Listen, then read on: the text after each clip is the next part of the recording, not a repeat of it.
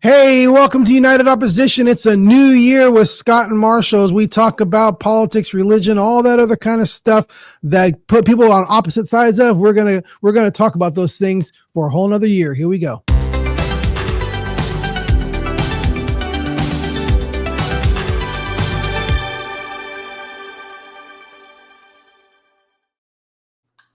I like that, right? Truth, ideas, reason, logic, religion, all those little things that come up on there. Happy New Year. Happy New Year, Scott. And those things are more than just pretty words. You'll have I to learn know. about them sometime.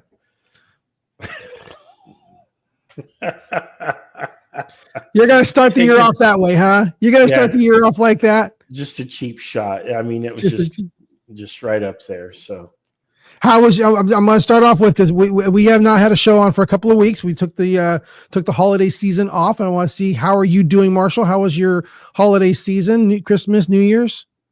I had a just fine Christmas and New Year's. Yes, it was nice.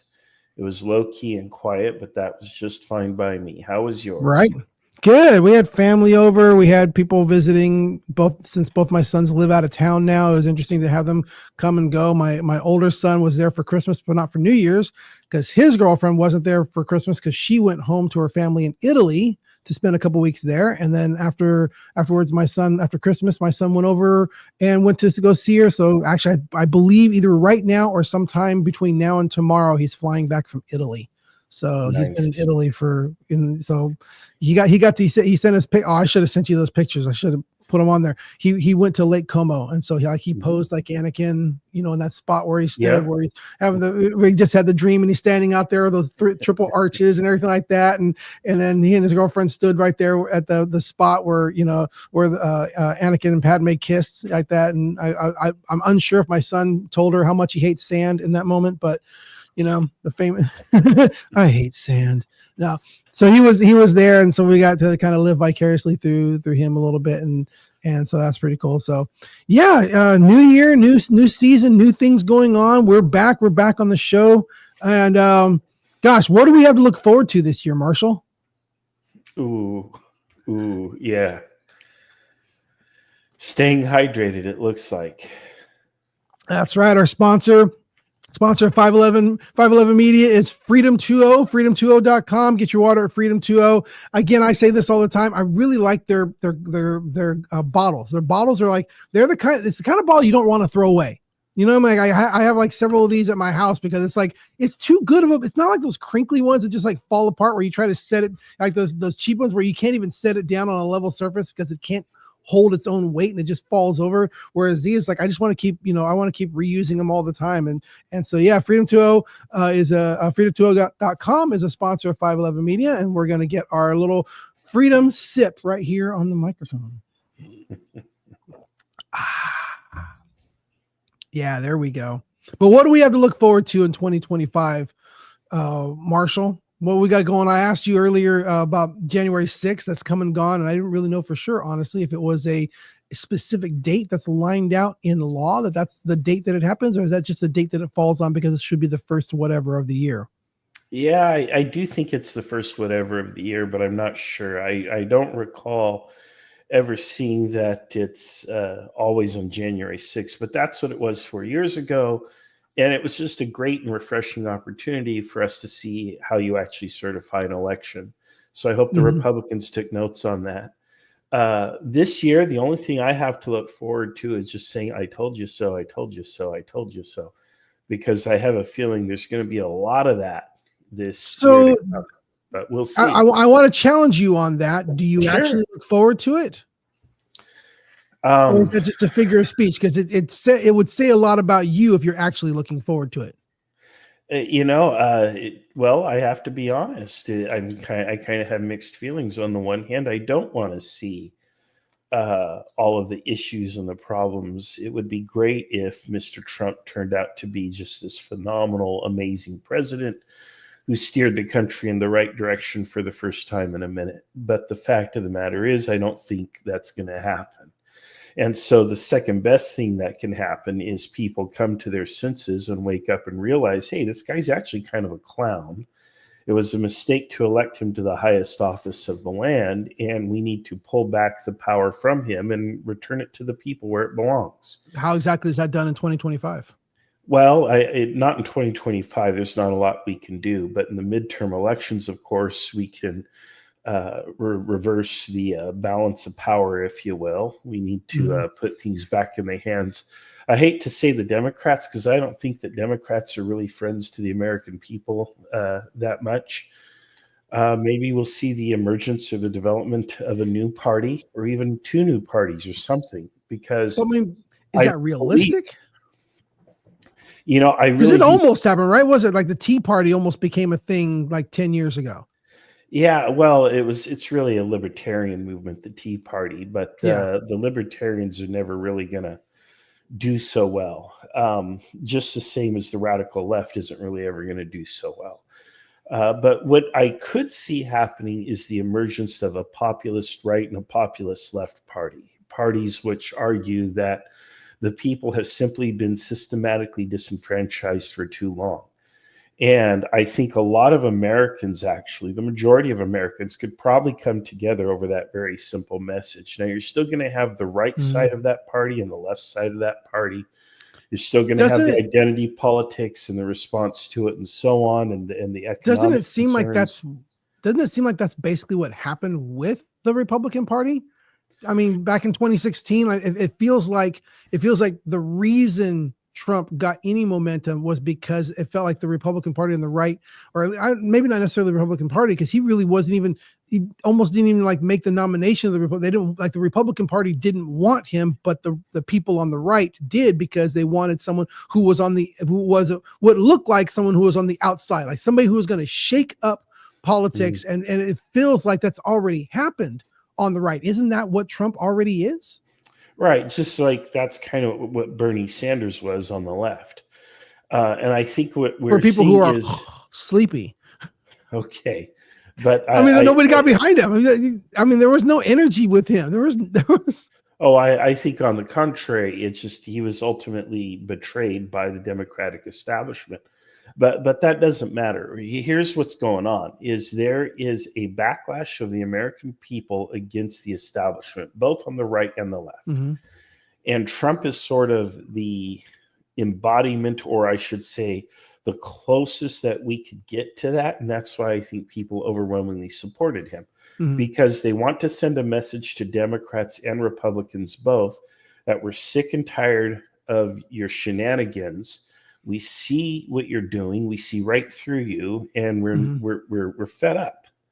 And so that's why we see Trump getting elected. The problem with Trump is I think he's an even bigger clown than the people in the mainstream.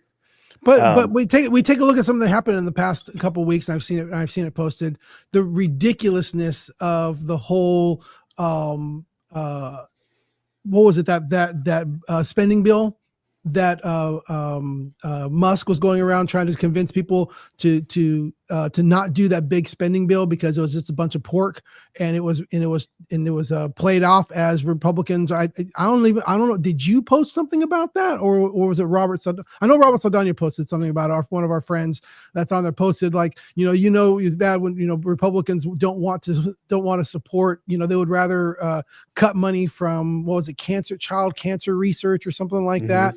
And it was like, no, when you look at it, that child cancer research was approved by the Republican House back in March, sent individually to the Senate, which at the time was controlled by the Democrats, and they sat on it because they didn't want to approve it, because they wanted to include it in the pork bill, so that when the Republicans say, no, we're not going to do the pork bill, they can stand and scream, look, they just want to take away money from child cancer. And it's like, and I saw the words of Musk saying, going by, we're done with these pork bills. We're done with politics as it is. Is everybody throwing everything together and throwing things onto bills that have nothing to do with the actual bill? It's just, and I'm like, yeah, why can't we all get behind that? Doesn't that seem to make sense? Like, let's take on politics as it always has worked with all these stupid pork. No, it feels like what Trump and Musk were trying to say was exactly what common sense Americans are wanting, which is let's leave behind all of this stupid political stuff of let's have this bill and then let's throw this in there and throw this in bill and at what I don't even know what the bills are called. We just call them pork, right? Where they just throw all this stuff together in one bill. So you sign it all as one bill. So if you say no to the bill, you're saying no to all the good stuff that's in there. And just like it happened, the whole news was all about nothing about Republicans want to stop funding for child cancer. And it's like, that was absolutely a lie. They knew it was a lie. There was funding and separately, but they didn't want to do it separately. They wanted it in this bill. And I am totally for the idea of, let's stop doing these stupid pork bills. Do you want stupid pork bills in government, Marshall? Or was that a good thing to do, to say no to that? I do like a good chili verde.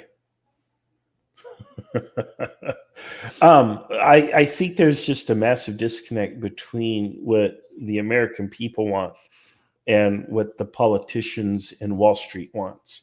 And you have to understand that the American people, both right and left, like you and I embody, we are way closer together than we are apart. We are very close together. In fact, there are going to be some things, mostly down to things like identity politics, where we're going to have some disagreements.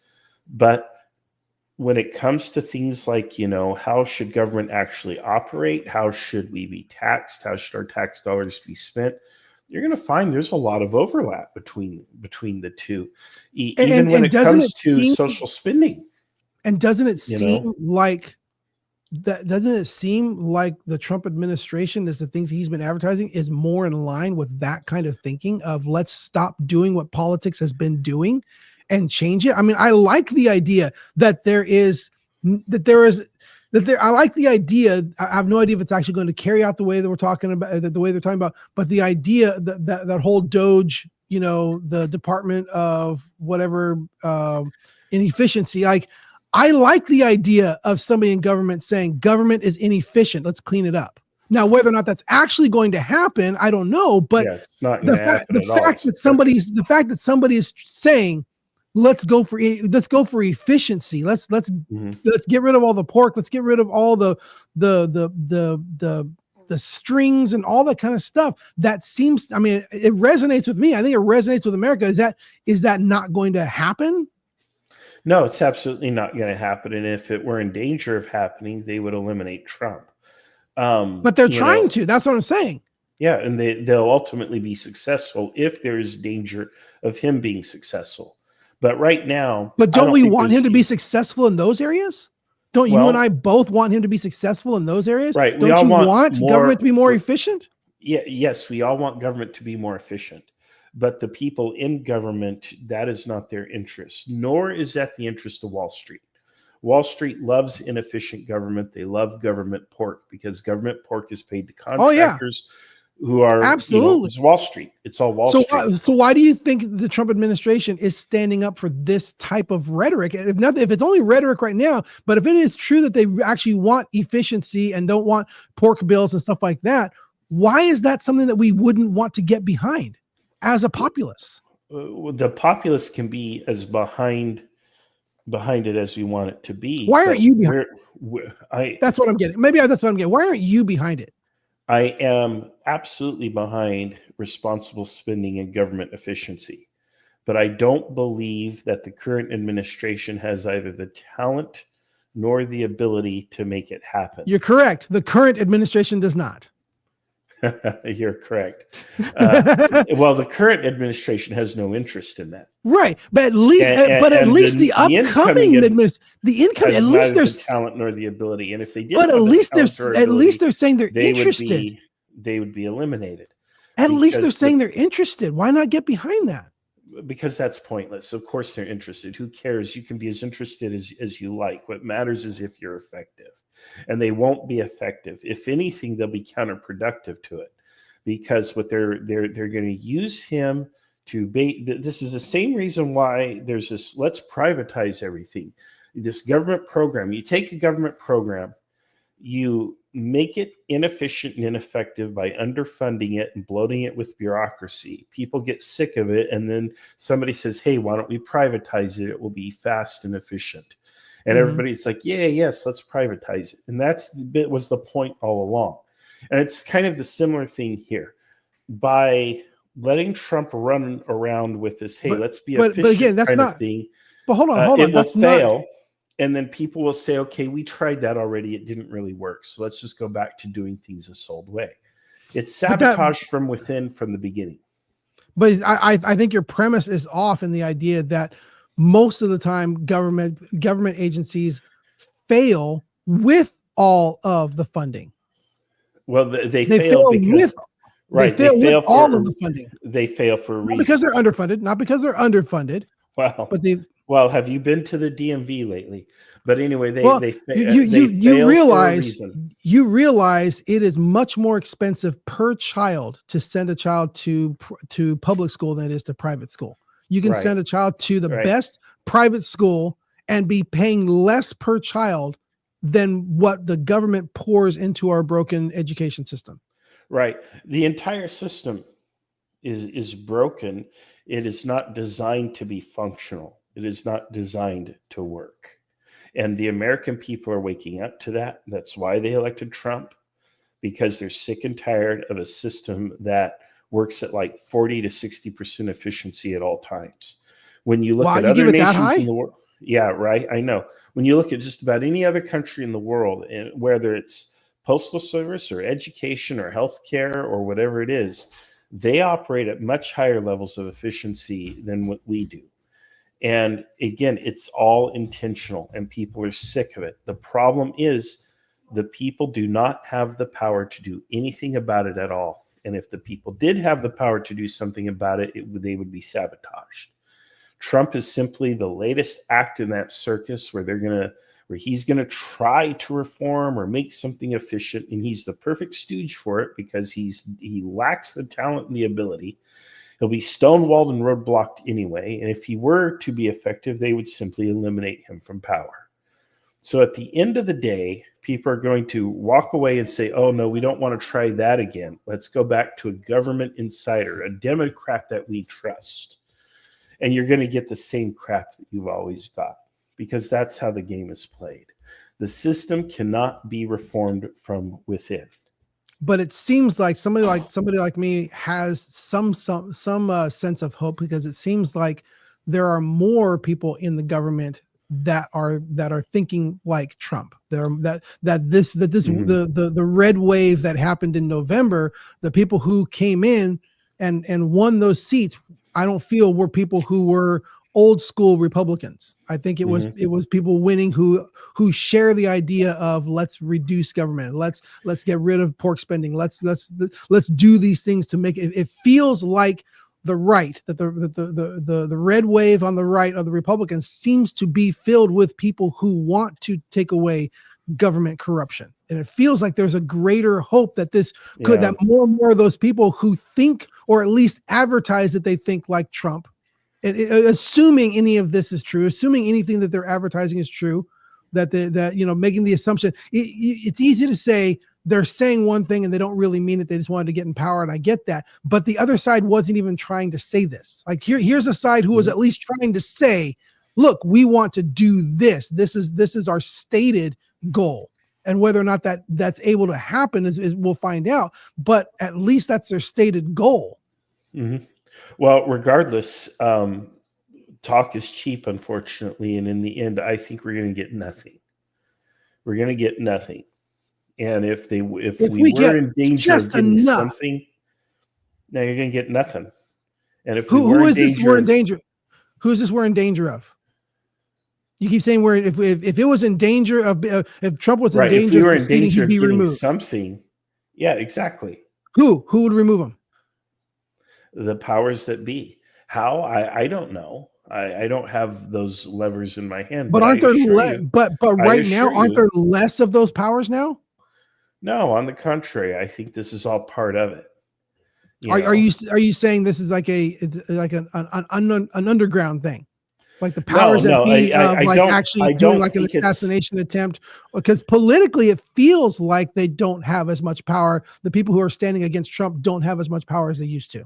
Yeah, I think he's being seen as useful, and the question is, Is he a useful idiot, or is he actually going to be effective? And if they think he's going to be effective, then they Who's will. they? You have not defined who they is. Who's they? The entire left and right wing establishment of the government, Which is now smaller than it's ever been. No, it is. It might be smaller. It's smaller. Yes, space, it is but smaller. It is absolutely powerful. It is absolutely powerful. But it is shrinking. Wall Street, all that Wall Street money. No. But it is shrinking. No. We've seen that in this election. It's shrinking. Oh, no.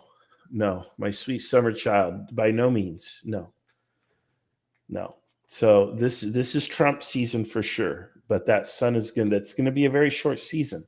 Mm-hmm. And I think revolutions are often and always betrayed. And that's the big problem. That's a problem that the left always has with revolutions. It will be betrayed. This revolution will also be betrayed. And we will end up getting nothing. We will probably be worse off for it. And so until we, the people, work out between ourselves that neither Republicans nor Democrats are our friends, mm-hmm. and we establish a new grassroots movement that is going to actually push these people out by whatever means necessary and replace them with representatives that actually represent the people. And again, I think that's what's happening right now. I think you've allowed yourself to be clouded. Like that's literally what has happened. The people who have come in on this red wave of this Trump wave are coming in with the idea, with the saying, we want something new. We want something different. And they're coming in. Let's see what happens. Let's see what happens. We've already elected the guy to office. The elections are done. So all of the people. You got 2 years. It's not just the one guy. That's what I'm trying to say. Yeah, you got 2 years. This election showed that there is a wave of people who want government to get out of the way. And people who have claimed that, people who have pushed that are the ones who won. Yeah, I actually think that's most Americans. Yes. So you and I think agree on this. My thing is, I think the revolution will be betrayed. So I think it will take it away. So, okay. So this is what I don't understand, because you're saying the answer is to do this. I'm like, and it's happening. Oh yeah, but that's not the answer. You seem to be contradicting yourself. Yeah. You're saying the answer is for this to happen. And I'm saying this is starting to happen. That's where it came from. Yeah, but it'll never work. I'm like, then why are you saying that's the answer? Right. Because a lot of the people who are in the halls of power are the same people who were there before, and they're all part of the same apparatus that's been there this whole time. It's the same senators, a lot of the same representatives. How many freshmen? A lot of them lost. A lot of them lost. But again, it's two sides of the same coin. Just because you flip the coin over doesn't mean you have a new coin. It's the same coin. I don't trust Republicans or Democrats, period, end of sentence. I don't trust either political party to have the best. And what I'm trying to say, and again, what I'm trying to say is most of the Republican candidates who have won in this election are people that the Republicans would not have ever let in previous elections, but they fought their way in, and they've got their way in because people want that. Well, I believe just because they have the Republican name doesn't mean that they're in alignment with the old Republicans. I think it is a new Republican Party, and all you see is the R, and you're just thinking that they're all the same. And I don't think that that's true. I think that most of the people who got elected this election, I think most of them are people that would not even have been allowed to be in the Republican Party as a representative. Got 2 years to prove me wrong. So let's go. Let's take the Pepsi challenge. And that's great, because that means I have something to look forward to. I can say, I hope I can say, I told you so.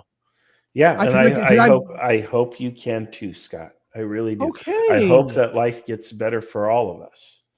But I just don't think it will. I don't think the gas prices are going to come down. I don't think the groceries are going to be cheap. I don't think that. Well, especially, I mean, it's only for like another 20 some odd days, but I know that Biden just signed that whole new thing restricting more and more California oil production and shutting it like through some sort of executive order, which I'm sure will be reversed as soon as Trump is in there. But I mean, reversing all of that, I mean, once refining in California is able to be happening again, I do think the gas prices are going to go down. Once we're relying more on our own oil, Mm-mm. The prices will go Yeah. down. Yeah. No, I think they'll, if there is any savings, they'll just pocket it. So Well, I'm very California will. pessimistic. California just, California will, because our Yeah. California government just upped, Yeah. just up what, another 40 cents a gallon or something like that, 30 or 40 cents a gallon Yeah. starting this month, So, just in taxes on gas. So yeah, you can always look to California to show, no, the gas prices are not going down. That's all artificial. but also neither the food nor anything. So I really do think we need new political parties. And if you don't like the way that the pork bills are created and voted on, we need to have a constitutional convention, and we need to reform the way that, or amend the Constitution to ban certain practices. I think it would be okay. So amend the Constitution to ban gerrymandering, to ban Yeah. to impose term limits on all offices. I would love to have Mhm. that. Mhm. What's the banning the pork bills, where like each bill has to be about its own thing. You can't combine bills together. Mhm. Of those three things, you and I agree would be good for government, right? Yeah. Yeah. Do All you three. see that? Do you see that coming from the leaders of the Democrat Party? Do you see that coming from the leaders of the Republican Party, led by Trump? Who Right. do you think is going to Well, try to push that? Democrats would have their own amendments they'd like to see, but the problem But I'm is saying I don't you and I both trust. agree that those three amendments would be good for the country, not just for Well, Democrats and I Republicans. think It'd Democrats be would good be for the on board country. with ending gerrymandering. I think Democrats would be on board with that too. No, they would not. Well, They would not, because there's plenty of states that do it on the opposite side. Both sides. It should both be stopped sides on do both it. sides. Both sides do it But horribly, and they should be stopped on both sides. But what I'm saying, again, of those three things that you and I agree are best for the country right now, current leadership you see in the political parties right now, I see a political party that is actually aiming for those things. yeah, And is but it's not trying going to to do those happen. things. There will Doesn't be matter. no They're trying to do it. constitutional They're aiming convention, for it. nor do you want a constitutional convention, because if there is a constitutional convention, the whole thing is up for grabs, not just those items. Yeah. And then there's no telling what happens, what comes out of that. So yeah, I think the basics of what we have,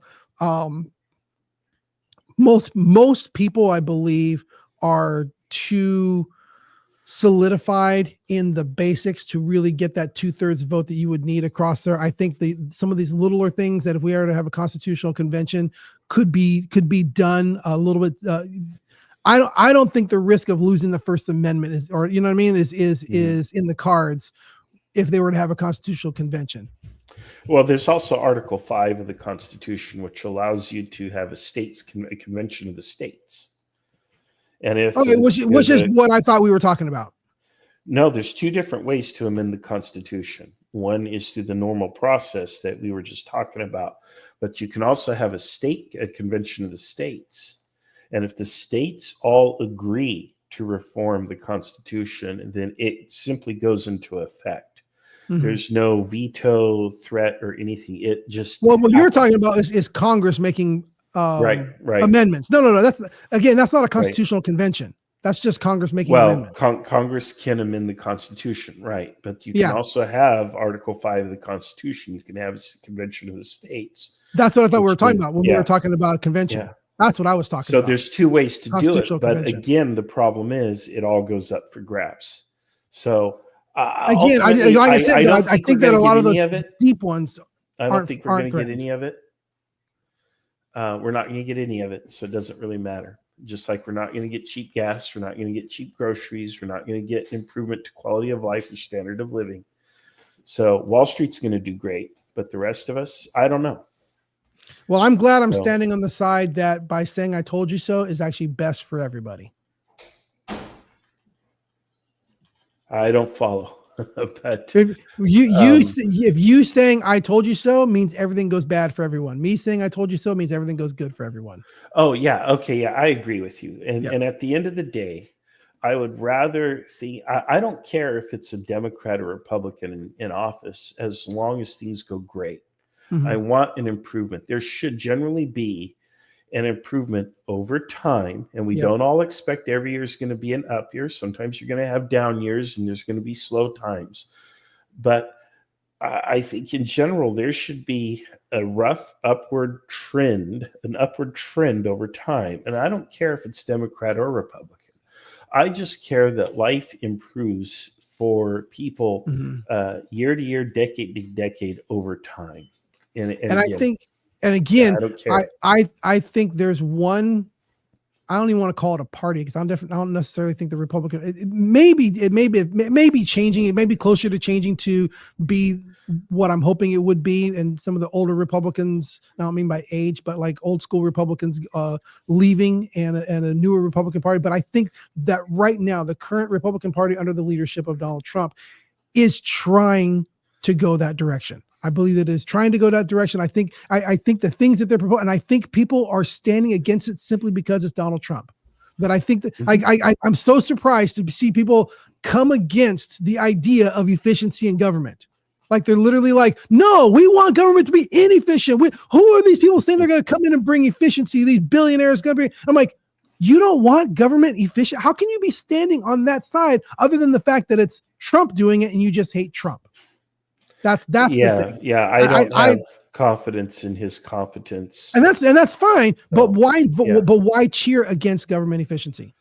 Why cheer against government efficiency? Correct. Why cheer against communism? You know, Mm-hmm. if you understand communism, at least in theory, who could possibly be against a stateless, classless, moneyless society where each someone is who wishes to according their retain his individuality? No, you have your individuality. No, you don't. But No, I you don't don't. want to. I don't want to get into No, that. you don't. But yes, Oh, we'll you get do into have it at some point. It's been 32 minutes. This is our first show of the year, first show 2025. We're gonna tell you what. We're gonna use what everybody. I mean, I've seen. I don't want to sound insulting. I won't mention specific names, but everybody is using this phrase, so we're gonna use it. We're gonna thrive in 25. There we go. This has been United Opposition with Scott and Marshall. Looking forward to another year of keeping it real and keeping these discussions in front of everybody and showing that you really can have these discussions in a civil way and maybe even come up with solutions and finding how close you actually are to being in the same room with the person and being on the same side as the person that you thought you were against. And we hope that that's what you pick up from the show. Until next time, God bless you guys. See you next week.